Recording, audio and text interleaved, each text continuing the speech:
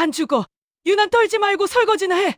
친정 엄마가 응급실에 실려갔다는 전화를 받은 순간 시어머니가 제 손에서 핸드폰을 빼서 바닥에 내동댕이 치며 한 말입니다. 기름 냄새 진동하는 거실에는 시누이들의 비웃음 섞인 대화가 오가고 15년을 종처럼 일해온 제 가슴 속에서는 무언가 날카롭게 끊어지는 소리가 들렸습니다. 그날 이후 저는 입술을 깨물며 조용히 종이 가방 하나를 준비했습니다. 그 안에는 이 집구석을 경제적 시체로 만들어버릴 시한폭탄이 들어 있었죠. 전부 빼앗긴 줄 아셨습니까? 아니요. 당신들이 제 이름으로 저지른 그 추악한 탈세와 명예 도용, 이제 그 대가를 치를 시간입니다. 어머니, 명절 끝났다고 생각하시죠? 아니요. 당신 인생이 끝난 겁니다. 30분간 펼쳐지는 처절하고도 완벽한 사이다 복수국. 지금 그 지옥의 문을 엽니다. 사연 시작 전 구독과 좋아요 눌러주신 후 지금 어느 곳에서 듣고 계신지 댓글로 알려주시면 그곳에 큰 복이 함께하길 진심으로 바라겠습니다. 새벽 4시. 남들은 가장 깊은 잠에 빠져 있을 시간, 지영의 눈은 기계적으로 떠집니다. 15년입니다. 이 집안의 며느리로 들어온 이후 명절 알람은 단 한 번도 틀린 적이 없습니다. 방문을 열자마자 코끝을 찌르는 것은 지독한 기름 쩐내입니다. 어제 하루 종일 전을 부치고 튀김을 해댔지만 낡은 환풍기는 재구시를 못한 지 오래입니다. 거실 소파에는 남편 상훈이 어제 시동생과 마신 술 기운에 취해 코를 골며 자고 있습니다. 주방 바닥은 기름기로 미끄럽고 지영의 허리는 끊어질 듯 비명을 지릅니다. 지영은 익숙하게 앞치마를 두릅니다. 어제 손목이 시큰거려 파스를 붙였지만 그 위에 다시 고무장갑을 더 씌웁니다. 오늘 아침은 차례상뿐만 아니라 곧 들이닥칠 3명의 시누이 식구들, 총 20인분의 식사를 혼자 준비해야 합니다. 지영에게 명절은 조상을 기리는 날이 아니라 거대한 가스레인지 앞에 서서 스스로를 태우는 노동의 날일 뿐입니다. 오전 6시, 시어머니 영순이 거실로 나옵니다. 그녀는 소파 상석에 앉아 왕비처럼 지영의 움직임을 감시합니다. 지영이 정성껏 끓여낸 탕국을 한 숟가락 뜨더니 영순의 미간이 단번에 찌푸려집니다. 예, 지영아. 너는 15년을 가르쳐도 어째간 하나를 못 맞추니? 국물이 왜 이렇게 탁해? 조상님들이 이 국물 보고 화나서 폭발로 차고 가시겠다. 다시 끓여! 간은 완벽했습니다. 오히려 담백했죠. 하지만 지영은 압니다. 이것은 국물 맛의 문제가 아니라 아침부터 기를 죽여놓으려는 시어머니의 오랜 의식이라는 것을요. 지영은 아무 말 없이 국그릇을 들고 주방으로 돌아갑니다. 대꾸해봐야 돌아오는 건 친정 교육 운운하는 모욕뿐이니까요. 그때 앞치마 주머니 속에서 휴대폰이 몸부림을 칩니다. 친정 여동생입니다. 이 이른 시간에 왜? 지영의 심장이 이유 모를 불안감에 요동치기 시작합니다. 물 묻은 손을 대충 닦고 확인한 메시지. 언니, 엄마 지금 응급실이야. 의식이 없으셔. 제발 빨리 좀 와줘. 지영의 세상이 무너져 내립니다. 눈앞이 하얗게 번지고 손끝이 덜덜 떨립니다. 평소 지병이 있으셨지만 이렇게 갑자기 쓰러지실 줄은 몰랐습니다. 지영은 앞치마를 풀며 거실로 달려나갑니다. 어머니, 죄송해요. 정말 죄송한데 저 지금 친정에 가봐야겠어요. 저희 엄마가 지금 응급실에서 의식이 없으시대요. 동생이 빨리 오라고. 영순의 고개가 천천히 돌아갑니다. 그녀의 눈에는 걱정 대신 감히 내 명령 없이 움직이려 하느냐는 오만함이 가득합니다. 응급실. 야, 너 지금 제정신이니? 지금 차례 지내기 1시간 전이야. 그리고 이따 고모들이랑 작은아버님 오시면 점심 대접은 누가 해? 네가 의사야? 간다고 네 엄마가 살아나? 어머니, 그래도 엄마가 고비라는데 자식이 옆에 있어야죠. 제발 보내주세요. 안 죽어. 사람 목숨이 그렇게 쉽게 끊어지는 줄 아니? 재수없게 명절 아침부터 친정 타령이야. 설거지 산더미 같은 거 안 보여? 유난 떨지 말고 들어가서 전이나 마저 붙여. 지영은 믿을 수 없었습니다. 15년을 엄마처럼 모셨던 사람의 입에서 나올 소리가 아니었습니다. 다시 울리는 전화. 동생의 절규가 들려오는 듯합니다. 지영이 폰을 받으려는 찰나 영순의 손이 짐승처럼 날아와 지영의 핸드폰을 낚아챕니다. 거실 바닥에 처참하게 박살난 핸드폰. 화면의 빛이 깜빡이다 이내 꺼져버립니다. 그것은 지영과 친정 엄마를 잇는 마지막 줄이 끊어지는 소리였습니다. 이게 어디서 어른 앞에서 폰질이야? 오늘 한 발자국이라도 나가봐라. 이 집안 며느리 자격 박탈인 줄 알아? 바닥에 흩어진 액정 파편들 위로 지영의 눈물이 툭 떨어집니다. 하지만 지영은 울음을 멈춥니다. 아니, 정확히는 슬픔이 증발하고 그 자리에 차가운 분노가 들어차기 시작합니다. 지영은 부서진 핸드폰 파편을 조용히 줍기 시작합니다. 날카로운 유리에 손가락이 베어 피가 맺히지만 아픔조차 느껴지지 않습니다. 지영은 고개를 숙인 채 낮게 음졸입니다. 그 목소리는 너무나 고요해서 더 소름 끼쳤습니다. 그래요, 어머니. 안 나갈게요. 오늘 이 집에서 제가 할 일이 아주 많을 것 같네요. 시어머니 영수는 승리감에 취해 거실로 돌아갔지만 그녀는 알지 못했습니다. 방금 자신이 내동댕이 친 것이 며느리의 핸드폰이 아니라 평생 쌓아온 자신의 탐욕스러운 성각이었다는 사실을 말입니다. 며느리 지영이 부서진 핸드폰 파편 사이에서 꺼내든 것은 무엇일까요? 그리고 이 명절 아침 시댁 식구 모두를 파멸로 몰아넣을 그녀의 치밀한 사냥은 어떻게 시작될까요? 바닥에 흩어진 핸드폰 액정 파편들은 마치 지영의 부서진 마음 같았습니다. 손가락 끝에서 핏방울이 배어 나오지만 지영은 닦아낼 생각조차 하지 않습니다. 15년. 억척스럽게 참아온 세월의 결말이 고작 이 박살난 기계 덩어리라니. 거실에서는 시어머니 영순의 당당한 발소리가 들립니다. 쯧쯧 성깔머리하고는. 영순은 아무 일도 없었다는 듯 TV 채널을 돌립니다. 지영은 깨달았습니다. 이곳은 집이 아니라 사람의 영혼을 갉아먹는 거대한 아가리라는 것을요. 그리고 그 아가리를 찢어버릴 수 있는 건 오직 자기 자신뿐이라는 사실도 말입니다. 오전 10시 폭풍의 전조처럼 3명의 시누이가 들이닥칩니다. 첫째 미, 둘째 미진, 셋째 미수. 그녀들은 현관에 들어서자마자 자기 집 상전 인양 가방을 내던집니다. 어머, 올케. 얼굴이 왜 그래?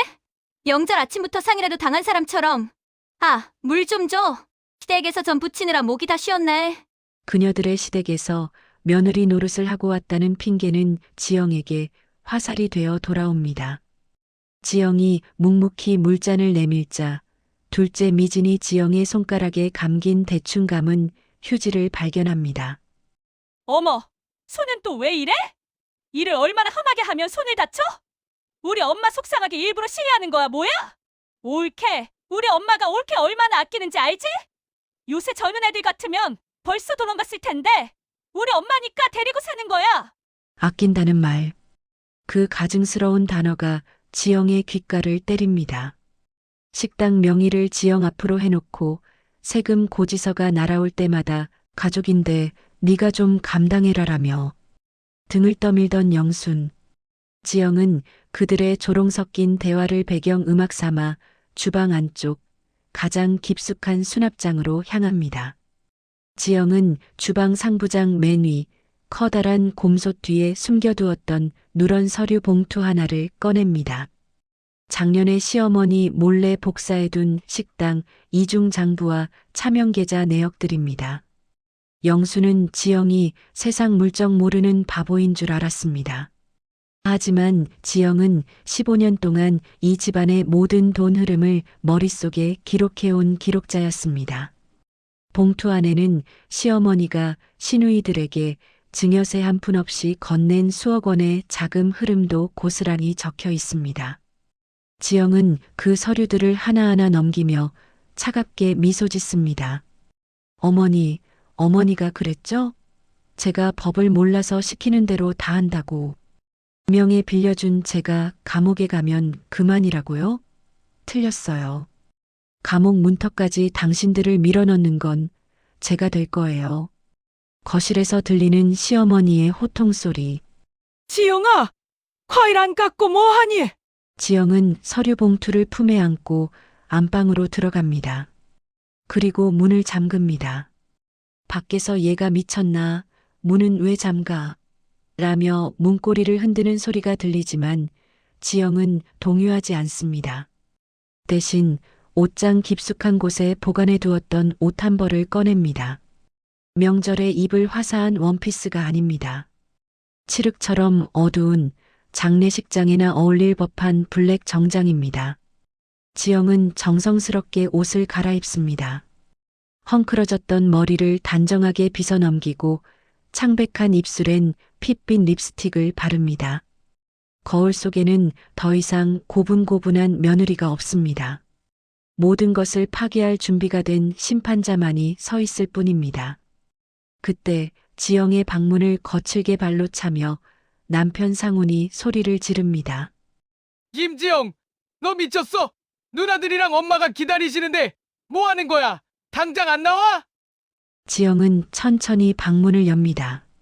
상훈은 평소와 다른 아내의 모습에 주춤하며 뒤로 물러납니다. 검은 정장을 입고 서늘한 기운을 뿜어내는 지영의 눈빛에 압도당한 것입니다. 비켜. 당신들이 기다리는 거 이제부터 시작이니까. 지영은 거실로 한 걸음 내딛습니다. 화기애애하던 거실은 지영의 등장과 함께 찬물을 끼얹은 듯 정적이 흐릅니다.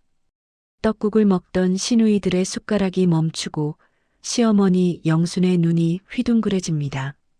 지영의 손에는 아까 그 누런 봉투가 들려 있습니다. 지영이 테이블 중앙에 그 봉투를 올려놓으며 입을 엽니다. 어머니, 세배 대신 이거 받으세요.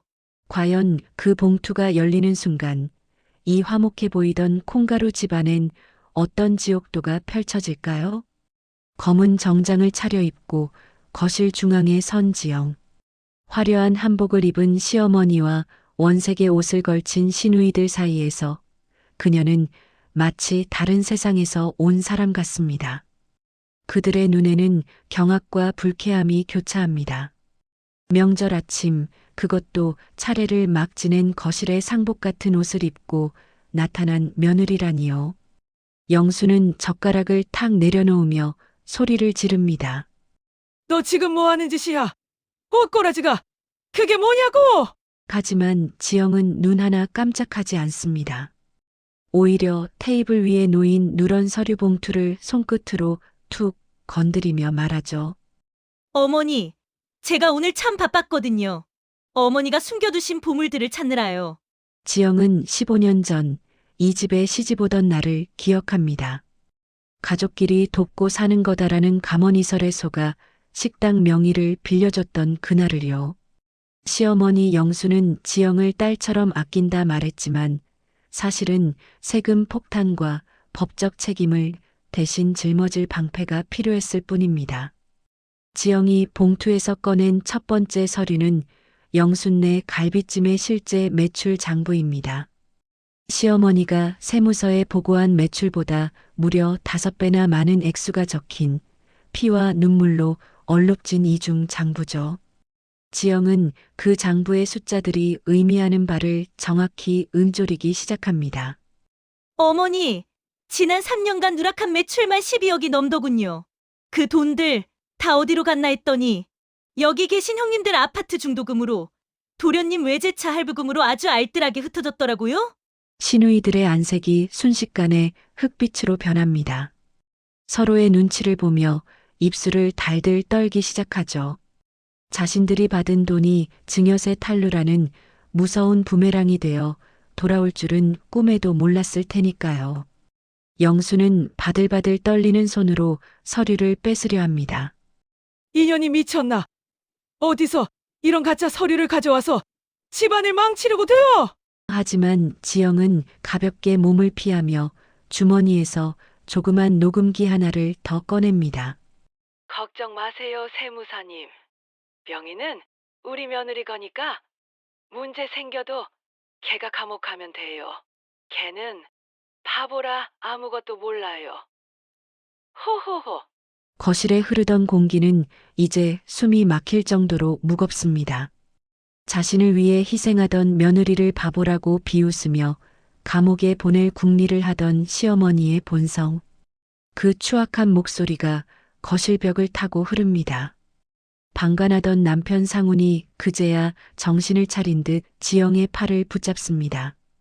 지영아, 너 정말 왜 이래? 일단 우리끼리 얘기하자. 응, 이거 다 치우고. 지영은 상훈의 손을 벌레 보듯 털어냅니다. 우리끼리? 당신도 공범이야. 내가 명절마다 코피 쏟으며 일할 때 당신은 그 돈으로 주식하고 도박했잖아. 그거 다 여기 적혀 있어. 지영은 이제 마지막 서류를 꺼냅니다. 그것은 서류가 아니라 지영의 핸드폰에 전송된 문자 메시지 알림을 캡처한 종이었습니다. 아까 박살났던 지영의 핸드폰. 하지만 지영은 미리 모든 데이터를 클라우드에 복사해 두었고 태블릿 PC로 이미 그곳에 전송 버튼을 누른 상태였습니다. 어머니, 아까 제 핸드폰 부수셨죠? 덕분에 제 마음도 깨끗하게 정리됐어요. 방금 서울지방국세청 조사국에 이 장부들과 녹음 파일 전부 공익 제보로 접수했습니다. 그리고 하나 더, 제 명의로 된 식당.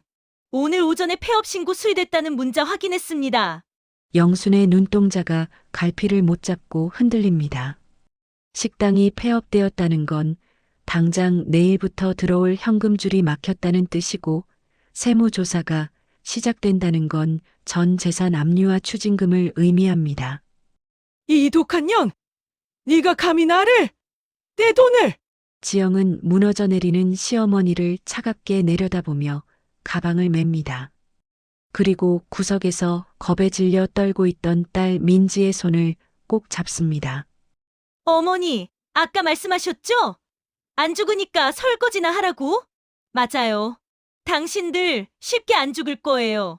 이제부터 돈 한 푼 없이 비참하게 살아남아야 하니까. 그게 제가 준비한 선물이에요. 지영이 나간 뒤 시댁 거실에는 지옥보다 더 처참한 비명이 터져 나옵니다. 과연 연휴가 끝난 다음 날 아침 이 집 현관을 두드린 국세청 조사관들은 어떤 모습일까요? 그리고 전 재산을 잃게 된 시누이들의 상상을 초월하는 역습이 시작됩니다. 지영이 딸의 손을 잡고 문을 나선 뒤 거실에 남겨진 시댁 식구들은 마치 시간이 멈춘 듯 굳어버렸습니다. 방금 전까지 지영을 몰아세우던 기세는 온데간데 없고 테이블 위에 흩어진 이중장부와 세무조사 통지서만이 그들을 비웃듯 내려다보고 있습니다. 가장 먼저 침묵을 깬 것은 시어머니 영순의 비명이었습니다. 내 돈! 내 식당! 영수는 바닥을 기어 서류들을 끌어모으려 하지만 손이 떨려 종이 한 장조차 제대로 짚지 못합니다. 그것은 단순한 종이 뭉치가 아니었습니다. 15년간 며느리의 피땀을 갈아 넣어 쌓아 올린 탐욕의 성벽이 무너져 내리는 파편들이었습니다. 시누이들은 제각각 핸드폰을 붙잡고 어딘가로 전화를 걸어댑니다. 하지만 명절 연휴 그들을 도와줄 세무사도 변호사도 연결되지 않습니다. 첫째 미희가 사색이 되어 영순의 어깨를 흔듭니다. 엄마, 아까 올케가 한 말 진짜야? 식당 폐업했다는 거? 그럼 내 아파트 담보대출 이자는 어떻게? 엄마가 이번 달에 내준다고 했잖아. 미희의 외침을 시작으로 거실은 아수라장이 됩니다. 둘째, 셋째 시누이들도 합세합니다. 내 외제차 리스비는? 우리의 유학비는? 그들에게 지영의 상처나 친정 엄마의 안위 따위는 처음부터 안중에 없었습니다. 오직 시어머니의 주머니에서 나오던 검은 돈이 끊길까봐 전전긍긍할 뿐이죠. 조용히 해. 인연들아. 내가 지금 누구 때문에 이 고생인데. 며느리 그년 당장 잡아와. 무릎을 꿇리든 손이 발이 되게 빌든 해서 당장 취소하라고 해. 연휴가 끝난 다음 날 아침, 지영이 예고했던 대로 평화롭던 시댁 현관에 불길한 손님들이 찾아옵니다. 검은 정장을 입은 수사관들입니다. 그들은 지영이 제출한 녹취록과 장부를 근거로 압수수색 영장을 들이밉니다. 집안 곳곳에 빨간 딱지가 붙기 시작합니다. 영순이 애지중지하던 자개장, 명품 가방, 그리고 지영이 닦고 또 닦았던 고가의 가전제품들까지. 영수는 수사관들의 바지가랑이를 붙잡고 늘어집니다. 이거 다 내 거야. 며느리가 거짓말한 거라고. 하지만 수사관의 대답은 냉혹합니다. 최영순 씨, 이미 김지영 씨 명의의 식당 계좌에서 사모님 차명 계좌로 흘러간 정황 다 포착됐습니다. 조세범 처벌법 위반, 그리고 명예 도용에 의한 사기 혐의로 조사받으셔야 합니다. 지영이 입었던 검은 옷은 단순한 상복이 아니었습니다. 그것은 시댁의 추악한 욕망에 대한 사형 선고이자 자신의 과거를 묻는 장례식 의복이었습니다. 거실 한복판에서 수사관들에게 끌려나가는 영순을 보며 남편 상우는 비겁하게 고개를 숙일 뿐입니다.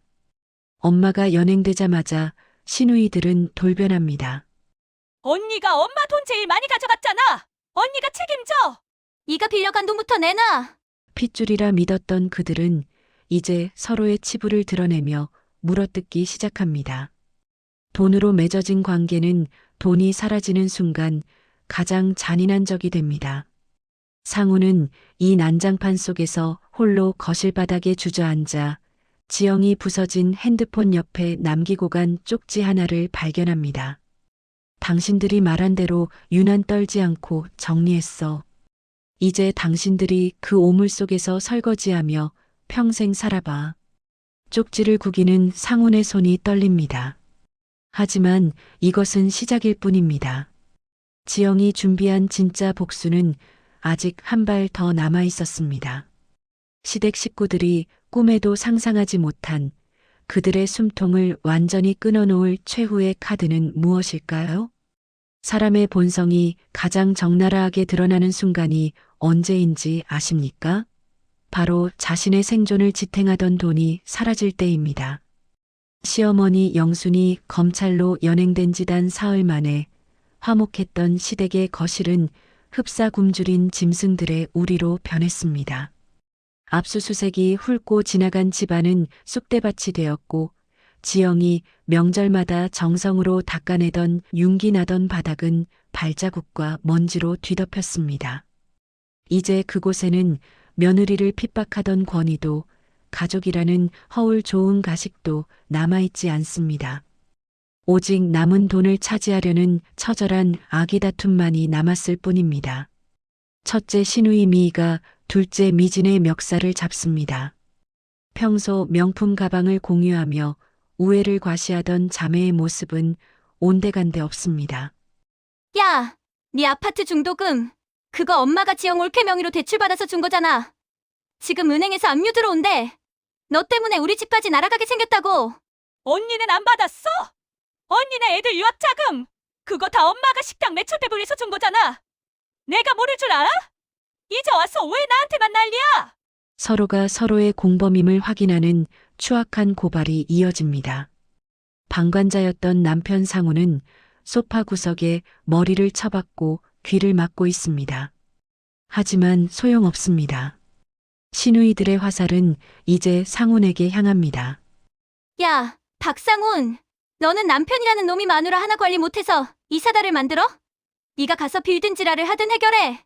그때 상훈의 핸드폰으로 메시지 하나가 도착합니다. 지영이 보낸 마지막 메일입니다.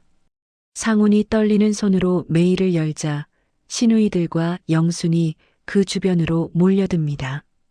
그 안에는 지영이 고용한 법률 대리인이 작성한 증여세 고발 및 연대 납세 의무에 관한 상세 내역이 들어 있었습니다.